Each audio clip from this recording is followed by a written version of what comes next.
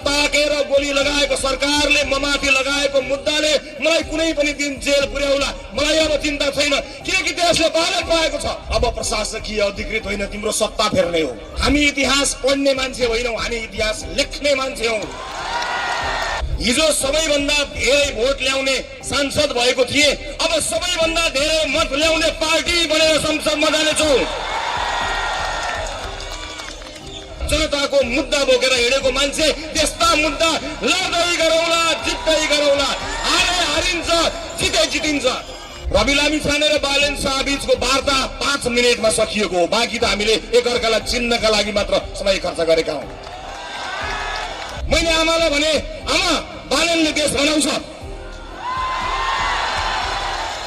देशलाई र मधेसलाई गरेको हिसाब, त्यो अन्यायको हिसाब अब चाहिँ लिने हो। अब त्यो हिसाब हामी लिनेछौँ। जसलाई जनताले लखेटेर भगाए तिनको आलोचना गरिरहनु आवश्यक छैन। देश लुटेर कमाएको एक एक पाइको हिसाब चाहिँ गर्नेछौँ। रवि दाइ जय घन्टी।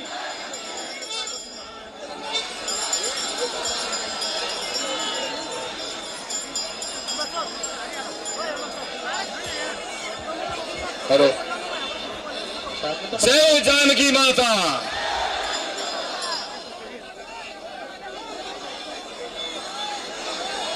जवाब कीजिए।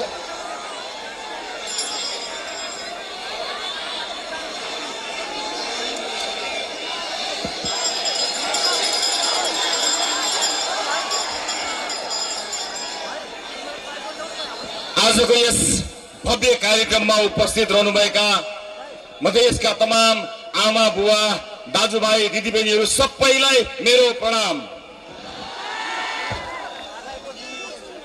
उपस्थित आमा बुवा दाजुभाइ दिदीबहिनीहरू, लामो समयसम्म तपाईहरुमाझ विभिन्न कार्यक्रममा म बोल्दै आएको छु, तर आज मलाई पहिलो पटक यस्तो महसुस भएको छ कि अब मैले बोल्नु पर्दैन।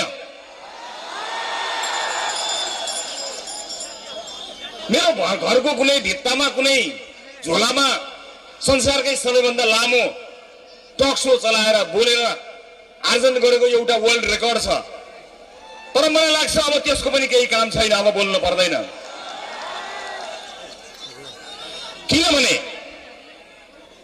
किनभने यस अघिको निर्वाचनमा राष्ट्रिय स्वतन्त्र पार्टीले एउटा बिउ रोपेर गएको थियो, उन्नत बिउ। हामीलाई धेरैले भने मधेसमा त तपाईले भोट ल्याउनु भएन, मधेसमा त तपाईहरु लोकप्रिय हुनुहुन्न, मधेसका जनताले त तपाईलाई माया गर्दैनन् भनेर धेरैले भनेका थिए। तर मलाई थाहा थियो कि मधेसले माया गर्छ,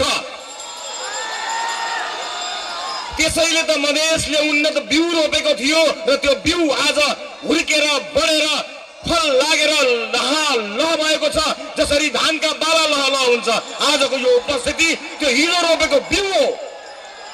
यो बिउ मात्र होइन, तपाईका तमाम आँखाहरुमा देखिएको यो देशको सपना हो। यो सपनालाई अपदस्थ भएका मानिसहरूले खोसेका थिए, लुचेका थिए, लुकाएका थिए। अब त्यो सपना खोसेर लिन्छ मधेसले, अब त्यो सपना खोसेर लिन्छ देशले। आमा बुवा दाजुभाइ दिदीबहिनीहरू, मलाई सम्झना छ जब चितवनका जनताले संसदकै सबैभन्दा धेरै भोट दिएर मलाई पठाएका थिए, मलाई छलछाम गरेर संसदबाट निकालियो। हिजो सबैभन्दा धेरै भोट ल्याउने सांसद भएको थिए, अब सबैभन्दा धेरै मत ल्याउने पार्टी बनेर संसदमा जानेछु।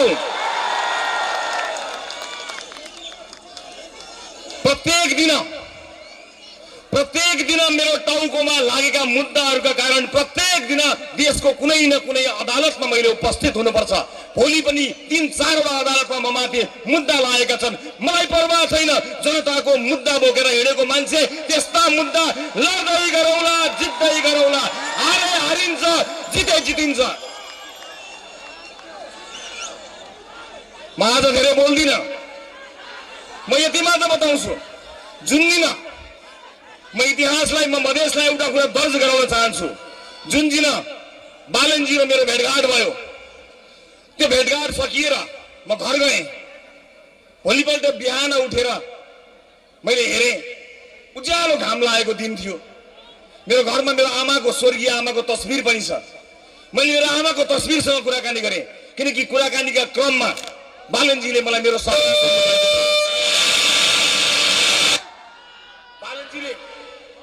कुराकानीको क्रममा बालनजीले मलाई मेरो सपना सोध्नु भएको थियो। मैले आफ्नो सपना बताएको थिएँ, उहाँले आफ्नो सपना बताउनु भएको थियो। हामीले एकअर्काको सपना साझा गरेका थियौँ। भेट भएको 5 मिनटमा नै हामीलाई थाहा थियो कि हामी सँगै हिँड्न सक्छौँ। 5 मिनटमा। तपाईलाई आज यति कुरा पनि बताइदिन्छु म। रवि लामिछाने र बालेन शाह बीचको वार्ता 5 मिनटमा सकिएको हो। बाँकी त हामीले एकअर्कालाई चिन्नका लागि मात्र समय खर्च गरेका हौं। जब देशको हितलाई केन्द्रमा राखिन्छ नि, त्यतिखेर कुनै वार्ताको नाटक गरिरहनु पर्दैन। तर आफ्नो हितलाई राख्यो भने मात्रै यो वार्ता हुने र भाँडिने। हामी दुवै यो देशको हितका लागि र जनताको चाहना अनुसार एकै ठाउँमा आएका थियौं, किन यसको विकल्प छैन। अब नेपालले यो गरिबी सहन सक्दैन, अब नेपालले यो विभेद सहन सक्दैन र पर्दैन। र त्यस दिन बिहान जब मैले मेरो स्वर्गीय आमाको तस्बिरमा हेरेर मैले आमालाई भने, आमा, बालेनले देश बनाउँछ, बालेनले हाम्रो सपना पूरा गर्छ। यो भनाइको साक्षी मेरो श्रीमती छिन्। मैले उनलाई पनि त्यही भने। मेरो आमासँग कुरा भयो र मैले आमालाई भने, आमा, बालेनले देश बनाउँछ। यो मेरो विश्वास हो। मलाई चिन्ता छैन। कुनै पनि दिन अपदस्थ भएको, हेलिकप्टरबाट भागेको, बच्चालाई गोली ठोकेर भागेको सरकारले लगाएको मुद्दाले, अपदस्थ भएको बच्चालाई टाउकोमा र छातीमा ताकेर गोली लगाएको सरकारले ममाथि लगाएको मुद्दाले मलाई कुनै पनि दिन जेल पुर्याउला। मलाई अब चिन्ता छैन, किनकि देशले बालेन पाएको छ।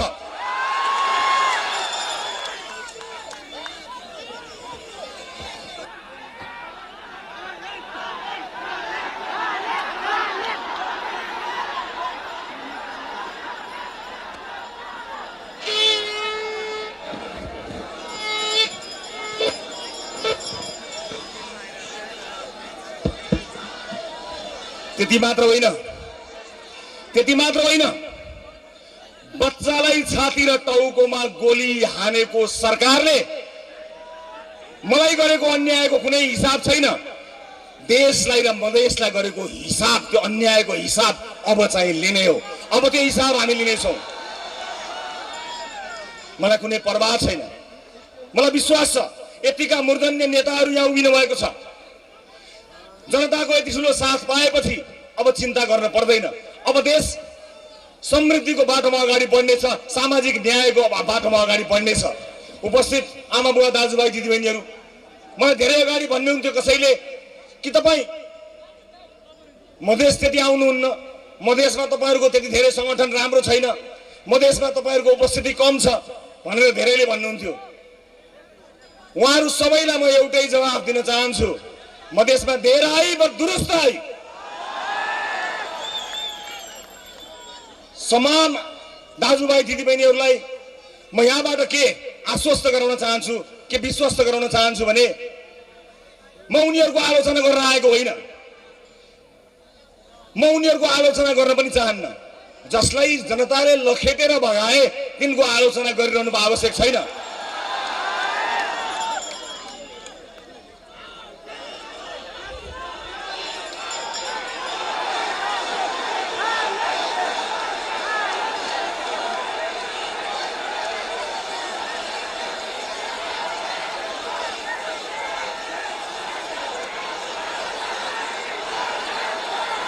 कसै त आमा बुवा दाजुभाइ दिदीबहिनीहरू छोडिदिनुहोस्। हामीले कसैलाई देश छोड भन्न पर्दैन। देश छोडेर गएकाहरूलाई फिर्ता ल्याउन सक्ने कानुन, नीति, नियम हामीले कायम गरौँ। हामीले कसैलाई देश छोड भन्न पर्दैन। अब परेर देश छोड्न भयो। म यति मात्र भन्छु, हिजोका दिनमा विरोधीहरूलाई छान्दै सखाप पार्न खोज्ने र यो देशको सपनालाई, इतिहासलाई बदल्न खोज्ने मानिसहरूलाई म यति भन्न चाहन्छु, हामी इतिहास पढ्ने मान्छे होइनौँ, हामी इतिहास लेख्ने मान्छे हौँ। मधेसले अब इतिहास लेख्नेछ। यहाँ धेरै मानिसहरूले कोही पहाडवादी भए, कोही हिमालवादी भए, कोही मधेसवादी भए। अब यहाँ कोही मधेसवादी छैन, अब नेपालवादी, सबै नेपालवादी।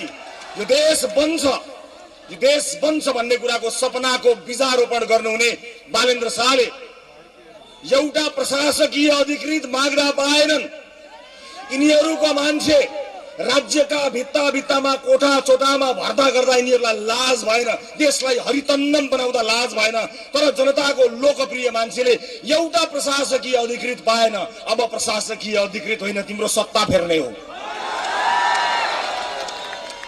र जनताको सत्ता स्थापित गर्ने हो। म यति भन्न सक्छु, तपाईँको आँखा र तपाईँको अनुहारमा हेरेर उपस्थित आमा बुवा दाजुभाइ दिदीबहिनीहरू, तपाईँ हामीले देखेको सपना अब पूरा हुन्छ। त्यो यात्रामा आजबाट हामी जोडिएका छौँ र मलाई यो पनि विश्वास छ, यो देशका लागि सपुत कहाँ छ भनेर खोज्दै जाने होइन, यो देशका लागि सपुत म हुन्छु भनेर अगाडि बढ्ने हो। अब त्यो यात्रामा हामी अगाडि बढेका छौँ र म पुराना राजनीतिक दलका नेताहरूलाई प्रतिशोध हामीबाट हुन्न भन्ने कुरा ढुक्क पार्न चाहन्छु। तपाईँका लागि झुटा मुद्दा लगाउँदै अदालतको ढोका चाहर्दै हाम्रो सरकार जाने छैन, ढुक्क हुनुहोस्। तर देश लुटेर कमाएको एक एक पाइको हिसाब चाहिँ गर्नेछौँ। अन्यायको हिसाब हुन्छ, विभेदको हिसाब हुन्छ, चेलीबेटीलाई रुवाएको हिसाब हुन्छ, बालबालिकालाई टुहुरा बनाएको हिसाब हुन्छ, मधेसलाई गरिब बनाएको हिसाब हुन्छ, स्कुलमा खाना नहालेको हिसाब हुन्छ, चेलीबेटीहरूलाई बोक्सीका नाममा गाउँमा दिदीबहिनीहरूलाई हिसाब पिसाब खुवाएको हिसाब हुन्छ।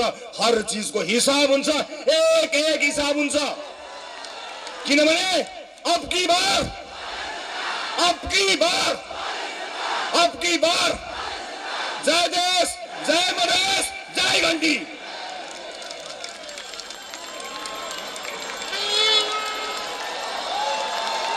घन्टी